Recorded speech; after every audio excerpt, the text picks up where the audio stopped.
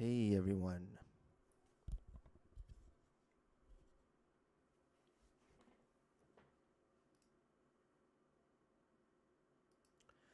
I'm Danny Xander, and today I'm going to show you a quick Reaktor tip.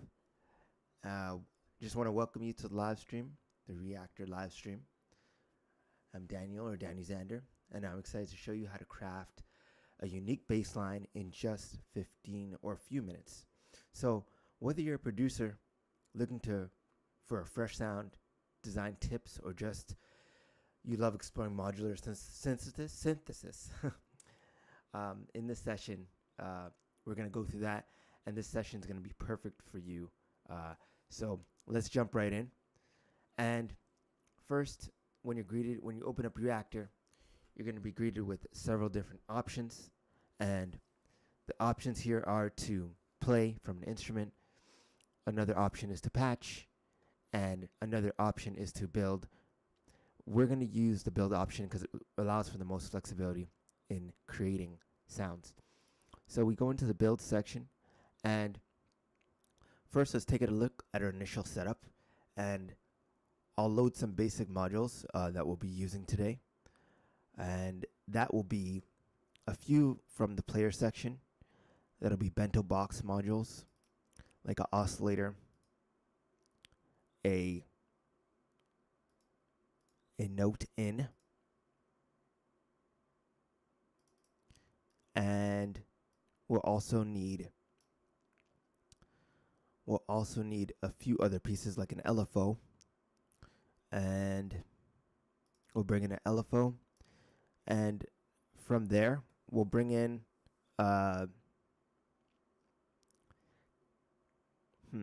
what else could we use? We could use some distortion. So let's see if we can find something that's going to give us some distortion. So that's a good one. It says distortion on it. Let's see.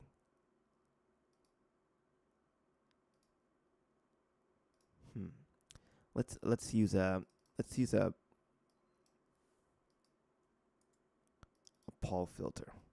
So this time we use a filter from another collection, from the modern collection, instead of the basic one. So now we have the basic components that we're going to use to shape our bass sound. I actually want to include another LFO just to deepen our sound. And then we can start to build out a bass line. So we're going to adjust it, and let's add a sequencer to this so that we can actually get things going. So I'm going to bring that over here, add a sequencer, and one more piece we do need with a sequencer is we actually need a clock device so that we can time it. So bring in our clock, let's connect it up.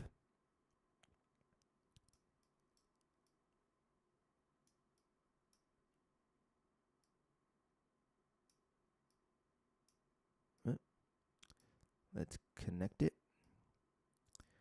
And we need an oscillator. Should have doubled the oscillator, not the LFO. Just going to delete the extra LFO. So we have two LFOs here. I'm just going to delete one.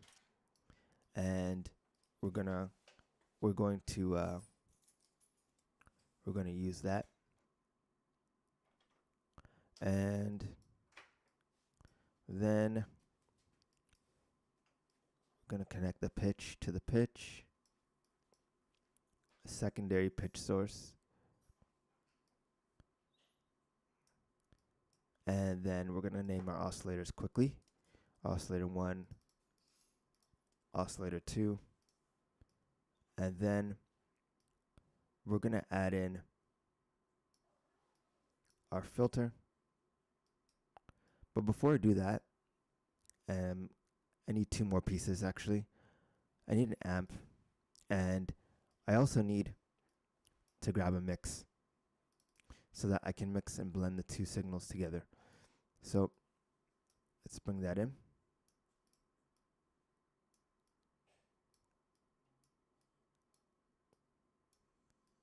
And from there, we'll add in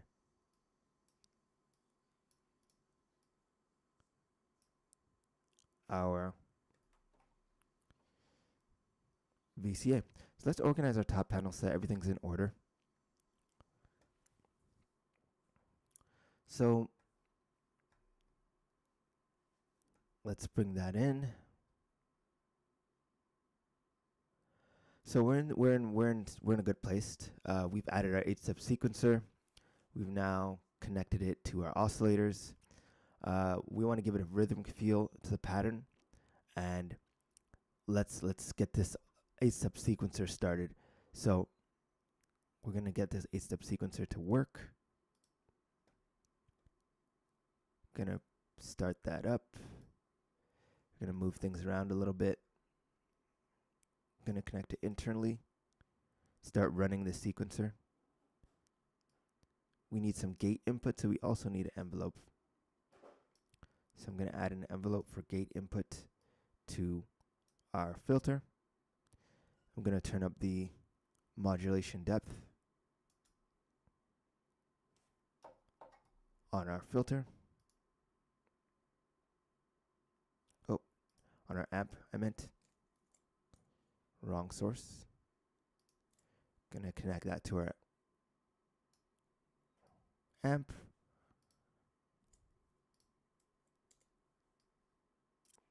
And then turn up the depth. So we should be getting sound. It's just that we can't hear anything. The main reason we can't hear anything is probably because our clock is running, and so is our modulation depth is turned up. You can see it's moving. We just need to turn up the actual mix level. Okay, so we can see we still have some kind of error, and the last error is that we have not connected our out ports.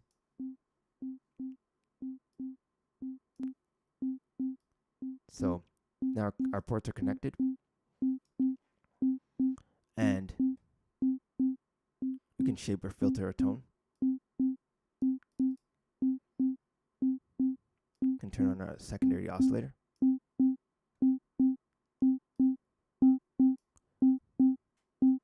We can change the actual pitch of our first oscillator and make that let's reorganize our panel really quickly just so everything's in order.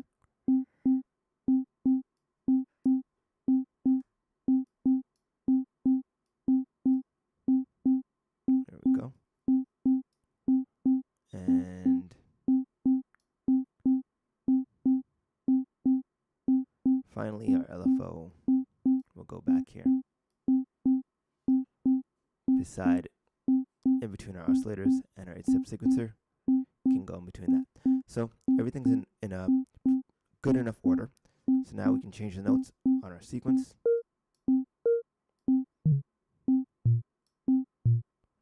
And we can also change the pitch, change the waveform, make it a more saw shape.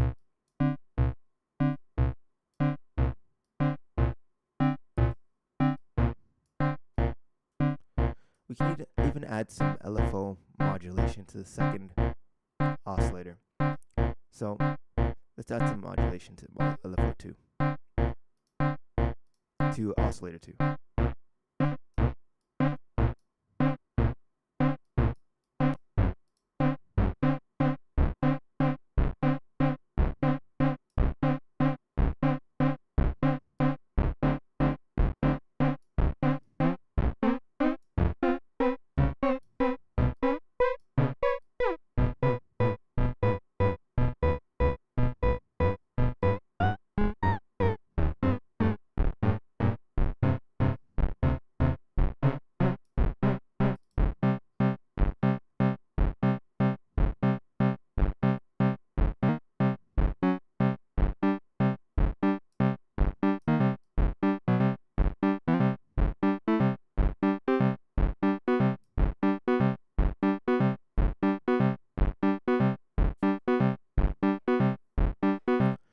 Okay, we got our basic sound.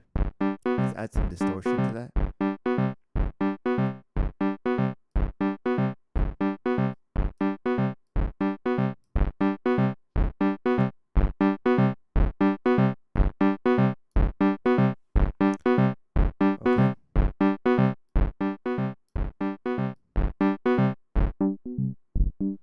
Filter the sound up a little bit, and we're just filtering our tone just to get some more unique textures. You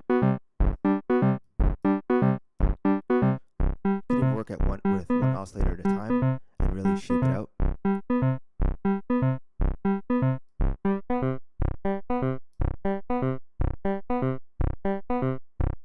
Let's work with oscillator 2 now.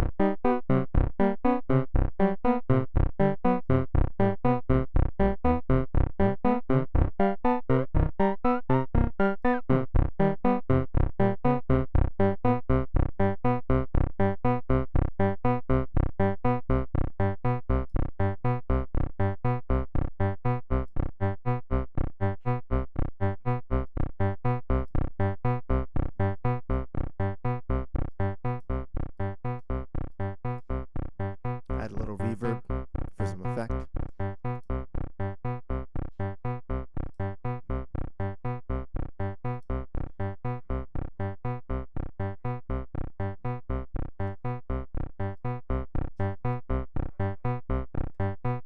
Okay, so as you can see, we've built out a basic bass sound in Reaktor, and now we can basically add some effects.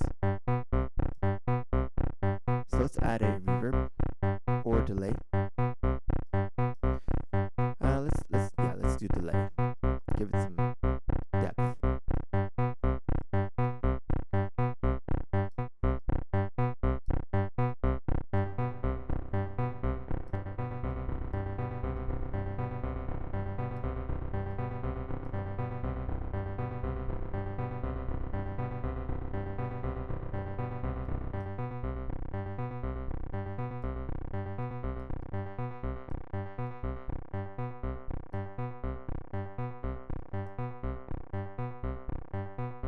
Okay, so there you have it. We've built out a basic bass sound using a 8-step sequencer, 2 oscillators, into a filter, into some effects, and it's your turn.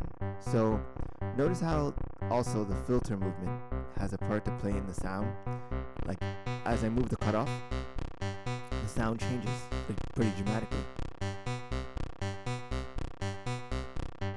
From more rigid to more round. So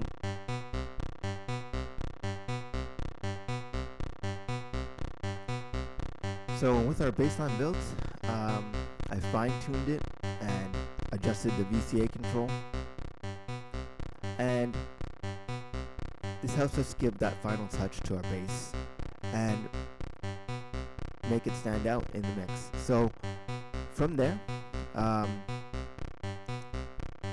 like you to take it and try to build your own version of this. And if you have any questions or any comments, feel free to let me know in the comment section what you want to see next.